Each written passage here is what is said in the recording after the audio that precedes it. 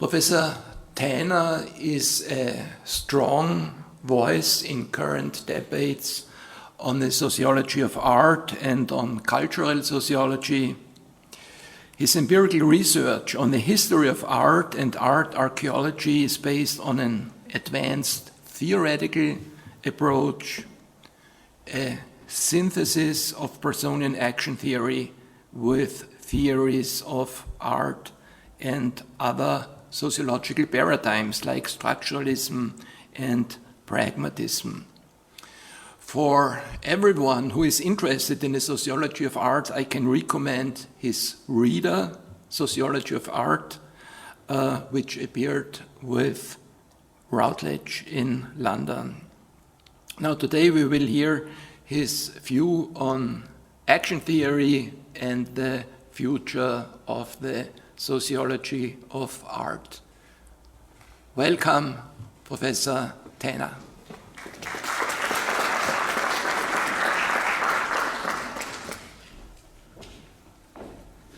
So thank you very much. Brilliant.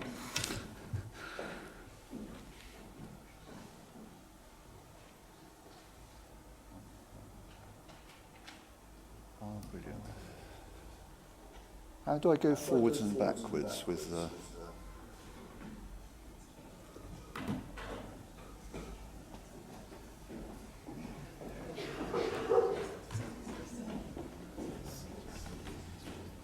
This one.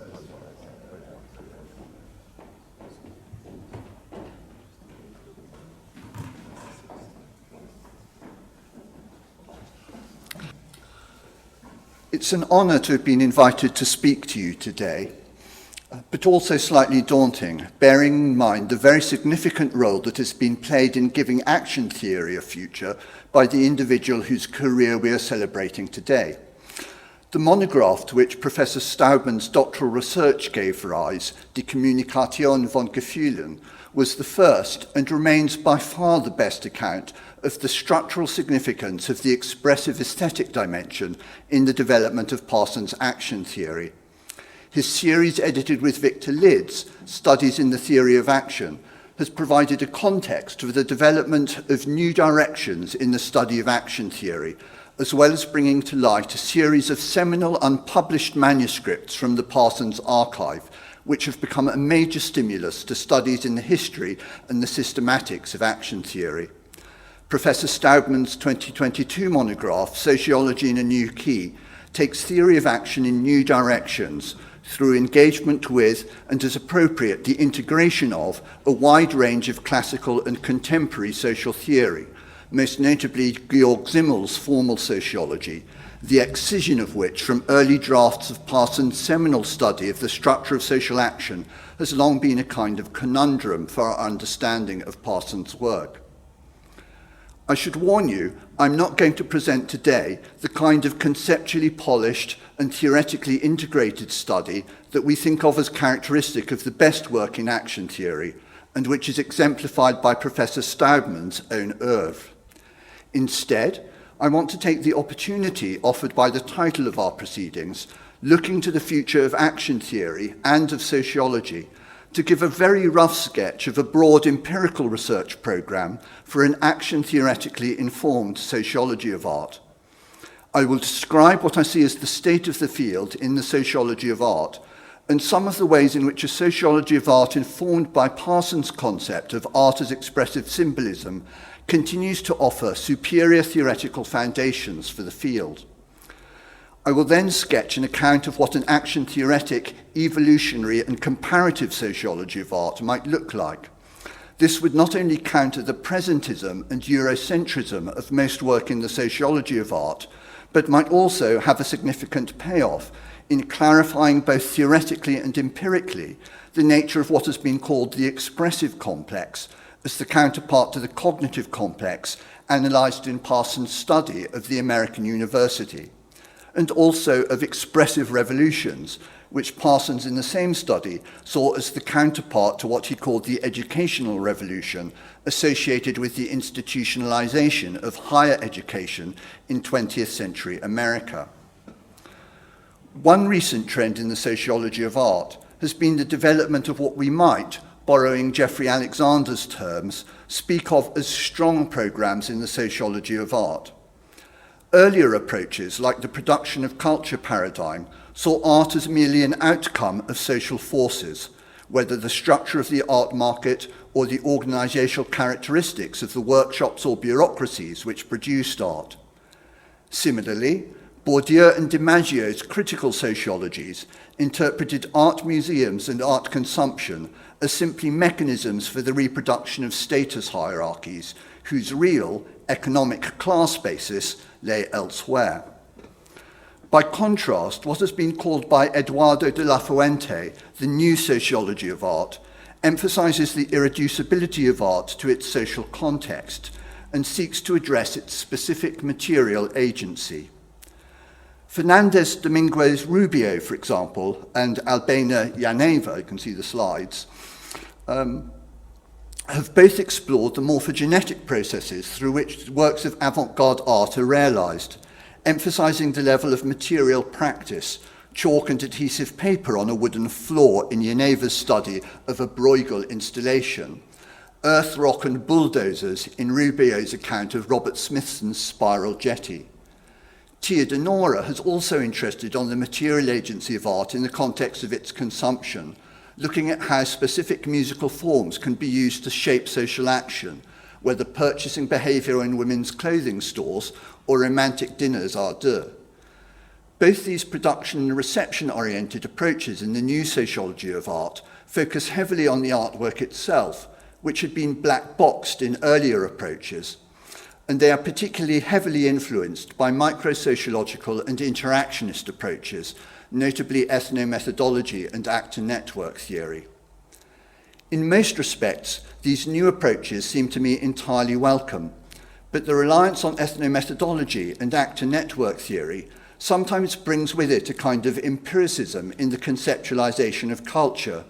focused on the affordances of art objects themselves or the micro-level processes of their production and consumption, at the expense of sufficiently careful consideration of the larger institutional and macro-structural contexts of art. This has two consequences. First, it is sometimes not clear what exactly makes the material production we are talking about art production, and why its being art rather than some other kind of material product might matter. Both Yaneva's and Rubio's accounts of art in the making could equally well be used to describe the installation of a hot tub in my bathroom, which similarly involves the iteration of technical operations in which human and material actants are interwoven. Second, and not unrelatedly, too often that artness is glossed not in meaningful sociological terms, but simply as a repetition of avant-garde art world ideology. I think in particular of Jeffrey Alexander's articles on iconic consciousness and iconic experience, where, in an analysis of Giacometti's Standing Woman, Alexander seems to pass from sociologist of art to art critic, excoriating André Breton for his limited understanding of the authentic message of Giacometti, and calling on sociology of art, I quote, to learn to recognize the yearnings of the soul, the continuing vitality of the spirit, end of quote. What all these sociologies of art, new and old, have in common is reliance on our everyday concrete concept of art rather than a scientific conceptualization. With this comes the false oppositions between art and society on which much of sociology of art trades. Parsons, by contrast, develops an analytical, functionally defined concept of art as expressive aesthetic symbolism, paralleling cognitive and moral evaluative symbolism with their distinctive roles in systems of social interaction. Aesthetic expressive symbolism mediates the affective components of interaction, stabilizing patterns of interaction through the institutional integration of motivation. This is achieved when, through processes of identification, actors become invested in the attitudes of, for example, approval, love, or esteem, expressed by others as a response to their actions. A work of art is simply a highly differentiated expressive symbol, an object created with the primary purpose of communicating expressive or affective meanings, like an icon of a Madonna and Child, used as a focus of contemplation to construct an appropriate attitude or feeling towards the mediators of God's blessings to whom prayers are directed. The emergence of the work of art and of the artist as a specialized role is a function of the level of differentiation which has taken place within a social system with respect to expressive symbolization. A sufficiently highly differentiated expressive symbolic system can become an autonomous subsystem of a society. Parsons' account of expressive aesthetic differentiation is extremely compacted, based simply on logical extrapolation from his account of systems of interaction. But it lends itself to being developed along parallel lines to those which Parsons develops for the comparative historical analysis of social differentiation in his two short but extremely consequential volumes of the late 1960s and early 1970s, Societies, Evolutionary and Comparative Perspectives, and The System of Modern Societies. In the first volume, Parsons identifies broadly three types of societies: primitive societies, hunter-gatherers like the Australian Aborigines; archaic societies like those of the ancient Near East and Egypt, with surplus based on agriculture, supporting social hierarchy with kingship and bureaucracies based on craft literacy; and third, the historic civilizations of classical Greece and Rome, early imperial China, and early historic India, with a money economy, full upper-class literacy, giving rise to religious and cosmological visions pitched on a philosophical level of generalization: Confucianism and Taoism, Buddhism, Greco-Roman philosophy, and prophetic Judaism. The second volume, taking off from Max Weber's Protestant Ethic and comparative studies of the economic ethics of the world religions, addresses the emergence and development of modernity from the late medieval period onwards. It particularly emphasizes the role played by the cultural traditions inherited from the seedbed societies of ancient Greece and Israel in some of the key differentiations of art and science from religion with the Renaissance and Reformation, and of the economy and polity from societal community with the industrial and democratic revolutions, and so on. While broadly accepting Weber's ideas about how Confucianism and Hinduism might have militated against the kinds of economic rationalization characteristic of the West, Parsons ends his book with an extremely interesting discussion of the modernization of Japan, and, following Bella's study of Tokugawa religion, the ways in which certain strands of Buddhist thought which had come to inform the status ethic of the samurai shaped a distinctive Japanese modernization in the late 19th and early 20th centuries. How might we draw upon this evolutionary and comparative perspective to enrich the sociology of art? I want to suggest two possible lines of inquiry, one focusing on artworks and the ways in which they function embedded in political and social institutions, the other on the development of differentiated or autonomous art institutions, with both strands of my argument linked through the development of the religious traditions of the historic or axial age civilizations. In doing so, one further study from within the new sociology of art, Robert Witkin's Art and Social Structure, provides a useful point of departure, offering as it does, in many ways, an extremely fruitful evolutionary sociology of art, but one which can be greatly enhanced by reworking within an action theoretic and comparative civilizational framework. Witkin addresses the material agency of art by grounding his theory in phenomenology, the psychology of perception, and a rich engagement with the German critical idealist tradition in art history, specifically the work of Alvar Riegel. He argues that styles are shaped by the demands made by societies sensuously to appropriate their key values at levels of abstraction appropriate to their principles of social formation. In pre-urban societies, production is largely embedded in nature. Ritual coaction is the dominant principle of social action, and the language of art is invocational, emphasizing the signifier. Individual figures are complete and self-contained in the values they signify, like Egyptian statues. In urban societies, production is increasingly disembedded from nature. Interaction on the basis of the mutual interdependence entailed by a division of labour is the primary form of social action. The language of art is evocational, emphasizing the signified, and the value of figure representations, defined in terms of their relations to each other as they interact, in a mimetically real optical space, exemplified by Renaissance art. In today's modern society, a relatively stable division of labour has been displaced by a concern with the reflexive production of the agency through which organisations realise their goals. There is a premium on flexibility and teamwork in reorienting oneself anew around the task to be done, and at the same time realising some kind of coherent identity across those changing social relations, a pattern of social action that Witkin terms intra-action, to capture the high level of reflexivity entailed. Modern art is provocational,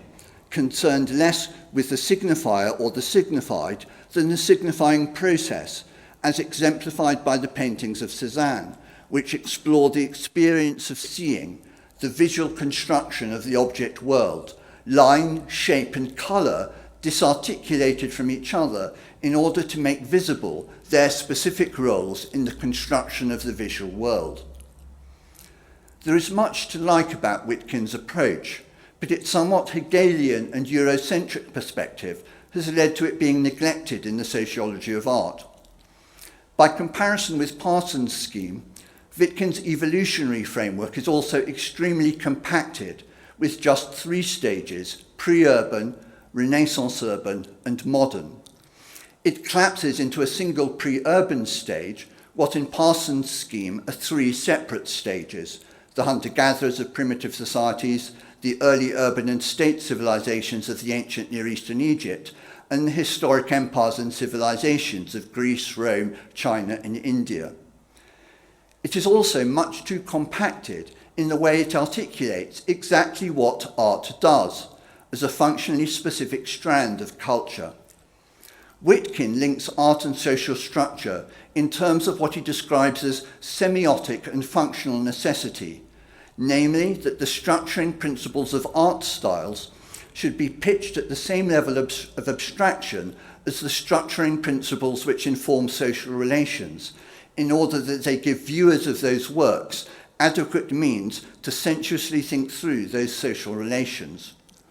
This gives his account of art a strongly rationalist and reductive stance, in which art functions, as in the work of Bourdieu, simply as a repeater of already given social relations.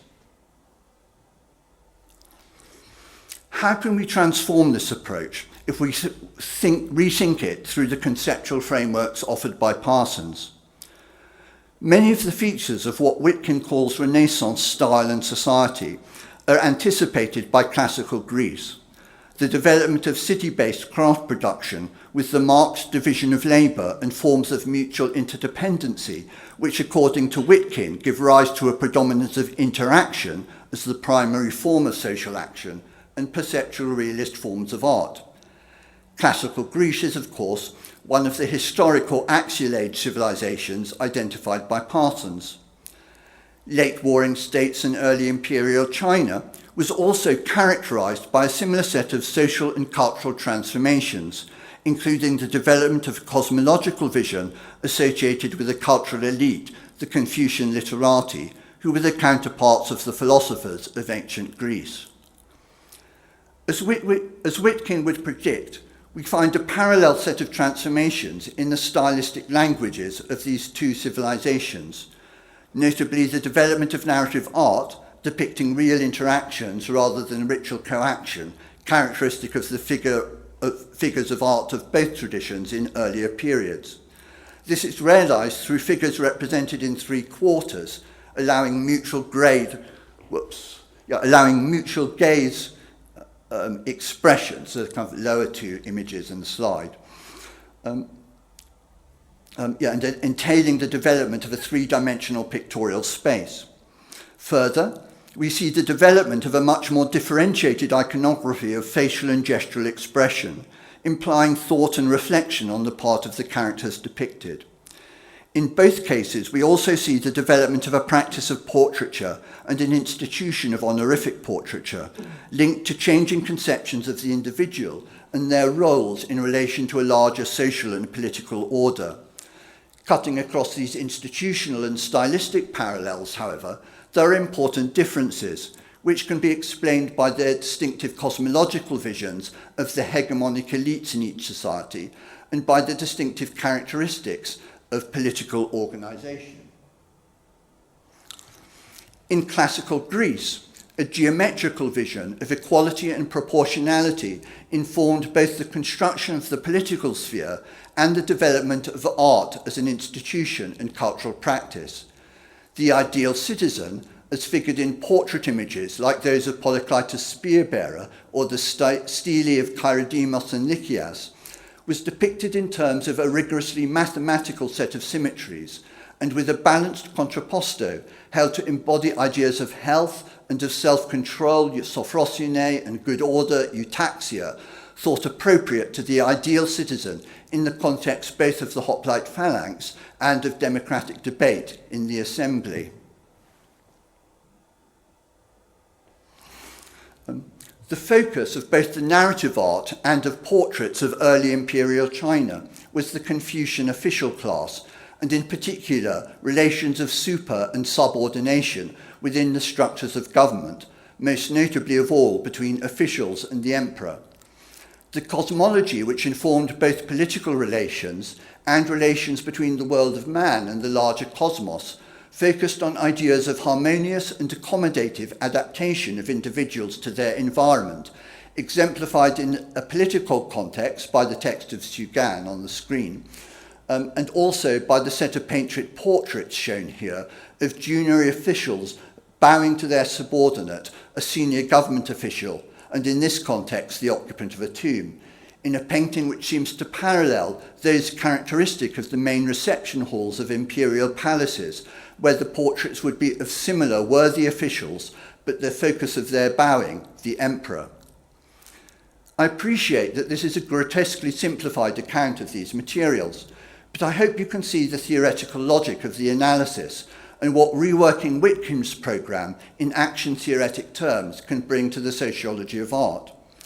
The styles both parallel in their level of abstraction the increasingly rationalised moral codes associated with the development of increasingly integrated states in classical Greece and early imperial China. The mobilisation of figurative art in these styles, in the form of honorific portraits and visual narratives, helped to create motivational commitment on an affective level to these new, more abstract moral codes. But the sensuous character and the substantive cultural content of the style differs not only by virtue of the different cosmological visions of the two traditions, but also by virtue of the ways in which these visions are specified in the distinctive political spheres of democratic Athens and imperial China.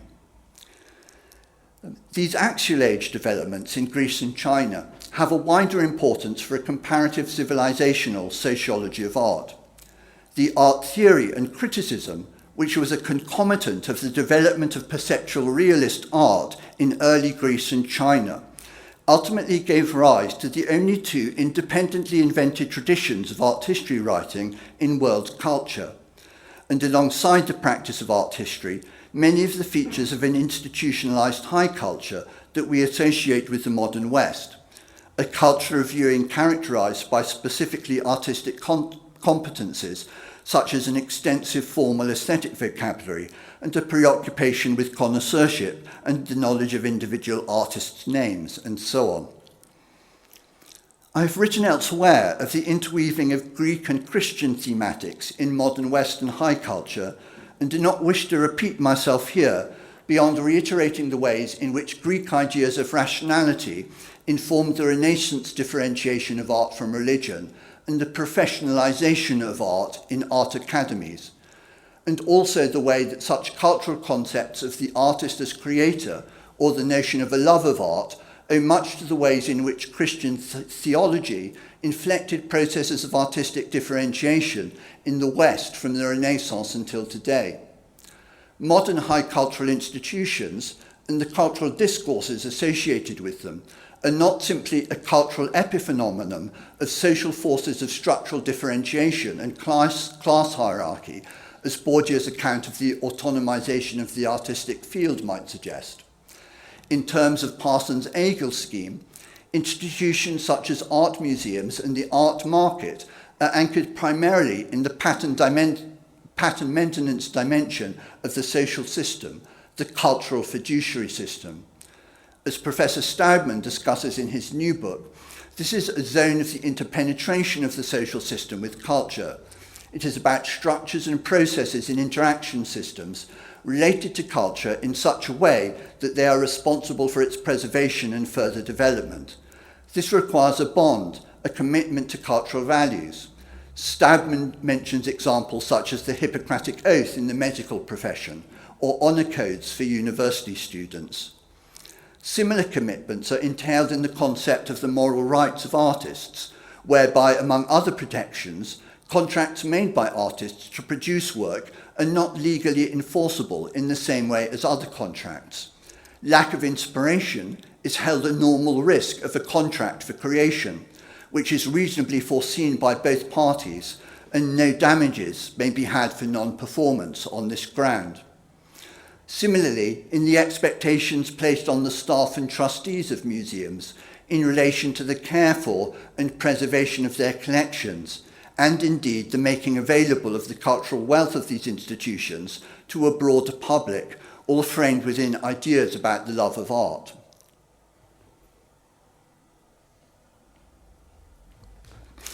Against this background, I want to conclude by sketching some of the ways in which comparable processes of structural differentiation of art in modern China and Japan were inflected by their distinctive cultural and civilizational traditions. There are a number of lines of argument it might be interesting to pursue. For example, the difficulty of professionalizing the role of the elite artist in China, when the very idea of being a great artist was associated with the role of the scholar official, for whom painting was an avocation, and the very idea of being a specialist or professional an insult to their status honor. But I will focus on just one remarkable phenomenon, the Japanese department store museum. As with other institutional arenas, so in the case of art, the encounter with Western modernity and the attempt to modernize Japanese society in response undermined and challenged traditional arrangements, in part as a result of attempts to emulate Western models. If we look at the history of art museums in Japan, there are a number of striking parallels with the development of their Western counterparts. As in France, the creation of a concept of national artistic heritage involved a secularization of works of art whose original function was religious. Substantial iconoclasm accompanied this process of national state appropriation of art, in particularly during the Meiji separation of Shinto as the recognized state civic religion from Buddhism. This entailed the closing of numerous Buddhist shrines and the destruction or sale of many images, similar to the anti-Catholic iconoclasm, which played such an important role in the formation of the Louvre in Paris. Western concepts of art were brought to Japan in the 1870s by students who had studied abroad, and they became particularly salient in the context of Japanese participation in international exhibitions, where Japanese crafts became the focus for a government export drive. The assimilation of an emergently autonomous art field in Japan to Western models was further strengthened through the influence of the American scholar Ernest Fenollosa, who as professor of philosophy and political economy at Tokyo University, collaborated with Japanese colleagues in setting up art clubs, a government-funded school of fine art, and the Imperial Tokyo Art Museum, all based on Western models. At first sight, this might seem to fit very well with the traditional modernization thesis, with Japanese art institutions increasingly convergent with those of Western modernity. But in fact, already in the 1930s, and most markedly in the post-World War II period, there has been an interesting partial divergence from the Western model, best evidenced by the development of department store museums.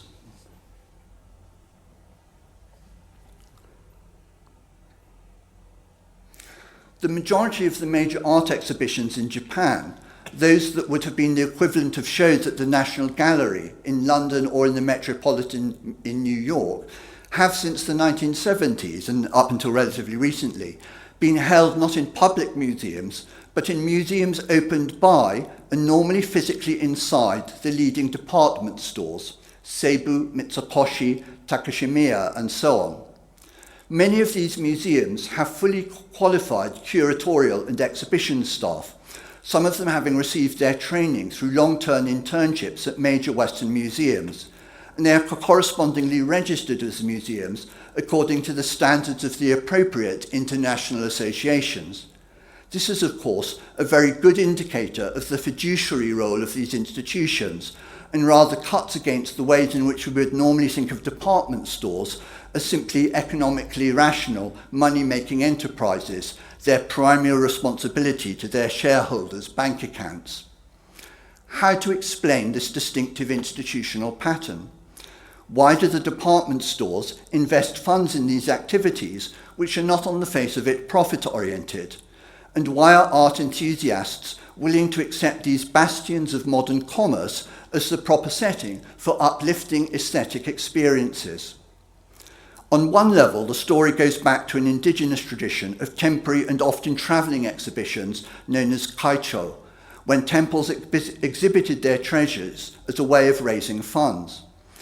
After a brief period of anti-Buddhist iconoclasm, the state authorities promulgated laws to ensure the protection of old temples and shrines and the national treasures which they contained. Although all national treasures had to be registered with the authorities, they were only periodically appropriated on a temporary loan basis for exhibitions in the Imperial Museum, which functioned more on the basis of temporary displays like the kaicho than the permanent displays characteristic of the Louvre or the Prado in their post-revolutionary periods. The state's reluctance to implement a more thoroughgoing national appropriation of art is in part explained by the place of Shinto in Japanese civic religion. A permanent and secular appropriation of the national treasures of the temples would undermine the intimate relation between religion, emperor, and state on which the new social and political order rested. This is one symptom of the relatively weak development of autonomous public space and civil society, which Eisenstadt identifies in his Japanese Civilization. But the low level of state investment in modern aesthetic experience and the tradition of exhibitions which were both commercial and cultural in the kaicho created an institutional space and a model which facilitated the development of the department store museum concept. But what motivated department stores to invest so heavily in art exhibitions? One factor seems to be the merchant ethic of social accountability, defined by Robert Bellah in his classical study of Tokugawa religion. Bellah argued that in modern Japan, entrepreneurship and the economic activity was legitimated in terms of an ethic ultimately derived from samurai codes, with the entailment that such activity was not rationalized as an end in itself or as an indication of an individual's special relationship with God as a member of the elect, but only as a contribution to the larger good of the community. Time and again, the curators of the department store museums explain their art exhibition programs as a return gift made to their public in return for their public's gift of patronage. As the chairman of the Seibu group commented in an interview about their cultural offerings, I quote, "When social needs develop faster than the government can respond, the department store must take the lead in meeting these needs. It is part of our social responsibility. The Seibu Saizan group aims not only to generate profit, but to balance material and mental well-being through a lively engagement in art and cultural activities." End of quotation. There is a longer backstory to this, represented by the final slide, which is about the role of department stores in creating not museums, but art galleries devoted to contemporary Japanese art as early as the late 19th century, once again before there was any state-sponsored museum of modern or contemporary art. These paintings were displayed and sold together with tokonoma alcoves, thus framed not according to Western-style gallery and museum protocols, but within the traditional context for practices of connoisseurship in Tokugawa, Japan. Before the Meiji Restoration, such tokonoma installations had only been permitted in the residences of the house of members of the elite, senior samurai officials and the like. In recent research, this phenomenon has unsurprisingly been explained in terms of Bourdieu's theories about class-based distinction. But I think it could be better addressed in terms of an expressive revolution, in a way parallel to Parsons' discussion of the expansion of the aesthetic and cultural interests, in particular of young Americans in the 1950s and 1960s, which he saw as a rebalancing of the rise in instrumental demands for achievement with heightened expressiveness. In the Japanese case, what we are looking at is a massive upgrading of citizens' involvement in increasingly sophisticated aesthetic expressive culture, all as part and parcel of the transformations taking place in household structure, occupational structure, and the demands placed on middle-class workers in the rapidly modernizing economy and the transformed urban life of Tokyo. Thanks very much.